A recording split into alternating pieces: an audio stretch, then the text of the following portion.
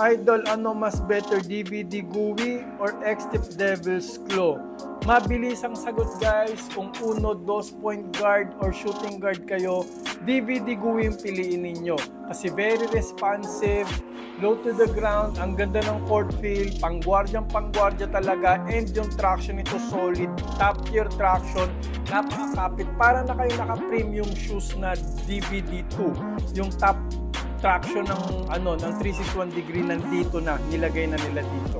Pero kung forward or center kayo, bigs, ito ang bagay sa inyo, no? Devil's Claw ng X-Step, very supportive. Tingnan nyo naman yung umaangat na sidewall ng foam na yan, no? Talaga sa mga side step, euro step ninyo, covered na covered kayo dyan. Very supportive na sapatos. Plus, meron pang torsion plate, ayan, no? Torsion plate for twisting support. Iwas tapilok po yan. Siyempre sa mga bigs, important yan. And napakaganda ng impact protection nito. Medyo mas makapal yung foam, no? Yung tuhod ninyo magiging masaya, and very bouncy ito kasi nga merong dynamic foam, parang mala Adidas Boost dito sa may forefoot banda.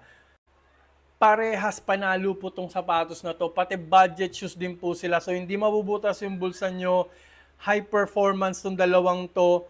Huwag kayong mag-alala, nandyan sa yellow basket, i-click nyo lang po yan, i-try nyo na itong dalawang sapatos na to now.